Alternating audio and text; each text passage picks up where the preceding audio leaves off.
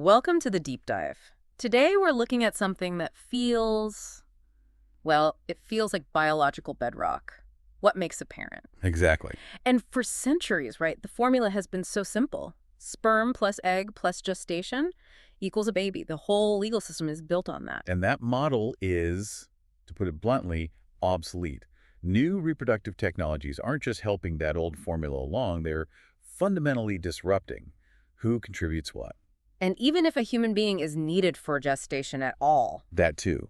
So our mission in this deep dive is to look at the UK legal framework, which is just stuck. It's stuck in this binary two-parent model and show why it's already failing. And that's before we even get to the really futuristic stuff. Right. We need to prepare for the conceptual bombshells that are coming with the next wave of technology. The fascinating thing, and maybe the scary thing, is that you can already see the cracks. I mean, even with the common practice like surrogacy, the law is inconsistent, it's confused. And it leaves children and families in what judges themselves are calling legal limbo. So let's start there. Let's unpack this existing crisis in UK surrogacy law.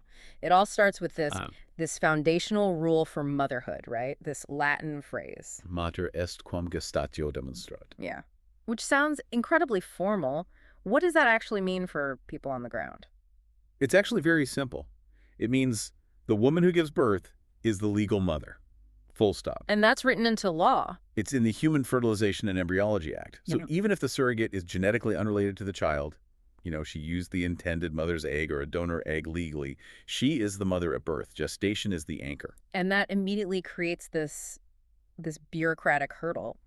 So the intended parents, the IPs, they have to apply for something called a parental order or a PO. They do, and that PO is the magic wand. It transfers legal status from the surrogate to the IPs. It's what makes the law match the social reality of the family. And without it? Well, without it, the IPs aren't the legal parents. They might not be able to make medical decisions. And long-term, things like inheritance or even getting a passport for the child, it's all up in the air. One judge called it a transformative effect on a child's entire life. But this parental order system is just filled with these old, rigid requirements. So much so that judges are having to bend the law just to protect children. Let's talk about the big three. The first anomaly was that the PO used to be restricted only to couples. Married, civil partners, that sort of thing. Exactly. Which, just reflected this very traditional, cis-heteronormative view of what a family is. It completely excluded single parents using a surrogate. And this blew up in court, right? The Rizzi case. It did. A single biological father was shut out, and he argued successfully that this was discriminatory under the Human Rights Act. The court had to issue a declaration that the law was incompatible. So the court basically admitted the law violated fundamental human rights. It speaks volumes about how reactive the law is. It's not proactive at all. Okay, second big problem, the genetic link. This one feels like a real legal knot. It is. So to get a PO, at least one of the intended parents has to have a genetic link to the embryo, their sperm or their egg. But hang on. In regular assisted reproduction, a couple can use both a donor egg and donor sperm, right? Yes. And in that case, the woman who gives birth and her partner are the legal parents from day one. No genetic link required. The law recognizes their social commitment. So if you do that without a surrogate, you're parents. But if you're in the exact same situation with a surrogate, you are legally barred from ever becoming the parents through a parental order. So for two families with zero genetic link, one gets a welcome legal parents, and the other gets a sorry, you can never be the parents. What's the fear there? It shows the law's discomfort with completely letting go of a biological tie, especially when there's any hint of a commercial arrangement. But other courts are pushing back. A South African court called a similar rule unconstitutional. It said it infringed on human dignity. And the third anomaly seems almost petty, but it can be devastating. The time limit. The 6-month window. You have to apply for the PO within 6 months of the birth. And judges have torn this rule apart. Why do people miss it? They just don't know they have to apply, especially in complicated international cases. Right. One judge said that barring an application that's just 1 day late is, and this is his quote, almost nonsensical. Nonsensical is strong language from a judge. They're throwing their hands up. They're begging Parliament to fix these broken rules. And the most compelling evidence for that comes from the surrogates themselves. Right. There's a big survey on this, and it found that 100% of them knew they were the legal mother at birth.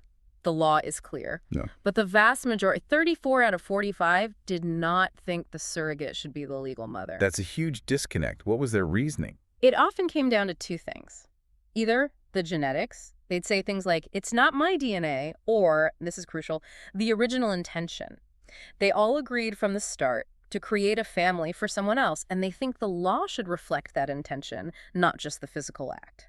And that idea of intention is central to the proposed reforms, isn't it? Absolutely. A huge majority, 39 out of 45, supported the Law Commission's pathway to parenthood idea.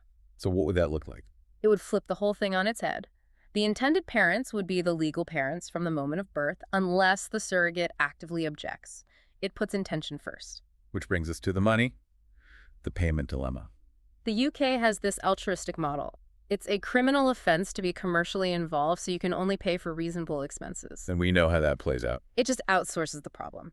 In 2008, only 2% of POs were for children born overseas. By 2014, that had exploded to 39%. The UK model creates a supply shortage that pushes desperate people into unregulated international markets. And the surrogates themselves are split on it. The survey showed about half supported being able to agree on a private payment. The law is just too black and white. So that's the system we have now. It's failing. It's forcing judges to ignore rules. It's excluding single parents. It's a mess. It's a total mess. But that's just the current crisis. Now we have to turn the dial to the future. What happens when we throw these truly novel technologies at this already shaky system? And this is where it gets, well, it moves beyond a technical legal problem into a conceptual one, a philosophical one almost. These technologies force us to ask, what does it even mean to be a genetic parent or a birth parent? And are any of these roles tied to biological sex anymore? Precisely. Let's start with two technologies that just shatter our ideas of conception. First, mitochondrial replacement techniques, or MRTs. And these are already in use in the UK. They are. They're used to prevent serious mitochondrial diseases. But what they do is create a child with genetic material from 3 people. The egg provider, the sperm provider, And the mitochondrial donor. Mitochondria have their own DNA. It's a tiny amount, but it is inherited genetic material. So right away, the idea of just 2 genetic progenitors is gone. And the law's response was interesting. The government tried to legislate it away. They declared the mitochondrial donor remote and not a biological parent, just to force reality back into their 2-person box. It was an act of legal denial. Total denial. Yeah. But the real game changer, the one that unravels everything, is in vitro gametogenesis, IVG. This is the idea of creating sperm or eggs from, what, a skin cell? A skin cell, exactly. Somatic stem cell. That is a conceptual bombshell. How does that break the law? In every way imaginable. First, it completely unsexes the contribution. It could allow someone assigned female at birth to produce sperm, or someone assigned male at birth to produce eggs. So the traditional roles are just gone. Gone. And even more profoundly, it could enable solo reproduction. One person could create both the sperm and the egg from their own cells. A one-person genetic family. I mean, it's prohibited in the UK now, but if that ever becomes legal, it just breaks the entire equation. Overnight. Then we move from conception to gestation. The next disruptors are about where the baby develops. First, uterus transplantation, or UTX. We're already seeing this for cis women who can't carry a pregnancy, but the speculation immediately goes to, what if it's used in people assigned male at birth? Cis men or trans women? And if people assigned male at birth could gestate a child, the law's absolute foundation that only people assigned female can sustain a pregnancy just evaporates. The law ties mother to gestation because it assumes gestation is a female biological act. Exactly. You break that link and the definition of mother has to change. And then the most radical idea of all, still in the future, is complete ectogestation, the artificial womb. Yes. The ability to gestate a human from fertilization to term entirely in a machine. No human body involved in the pregnancy at all. No gestational parent, period. So you take these 4 things, MRTs, IVG, UTX, and ectogestation, and together they completely decouple biological sex from every reproductive role. Which presents the law with these conceptual challenges that it just can't fix with a simple amendment. Exactly, a trifecta of challenges. Okay, let's break them down. Challenge number 1, reproductive biosex deconstructed. So if IVG allows a person AFAB to provide sperm, and UTX allows a person AMF to gestate, what on earth are mother and father anymore? The labels become untenable. I mean, the courts have already recognized male mothers and female fathers for trans parents, Yeah. but even that relied on the old physiology. The person who gestated was still called mother. Right.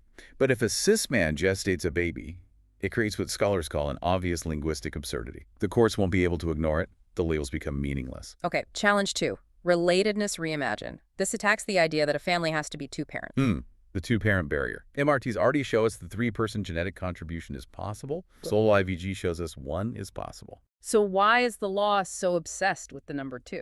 It goes back to this idea of the legal family being a sexual family.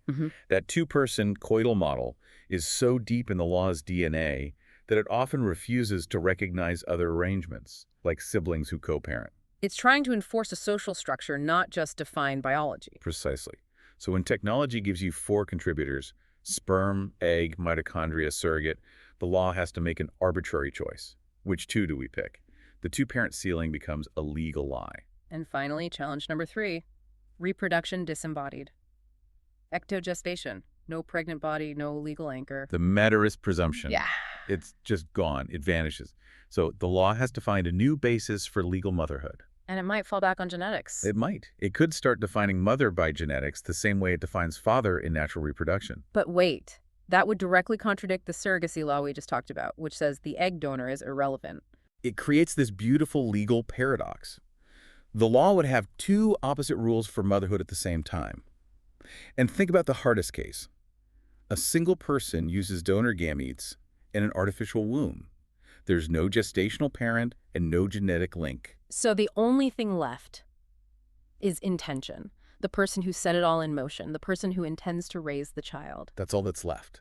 And that forces the system to value intention and social commitment above everything else. That is a massive leap for a system built on biology. So if you put it all together, the chaos in surrogacy law now, plus this conceptual onslaught from IVG, UTX, and ectogestation, it pushes the law past a point where you can just patch it. You can't. It demands what you might call slow law. Instead of reacting, Parliament needs to stop and ask, what do we actually value in parenthood? Is it genetics? Is it gestation? Is it social commitment? Because trying to cram these new realities into a framework built for a different world is just guaranteed to fail. It will just create more confusion and more instability for families.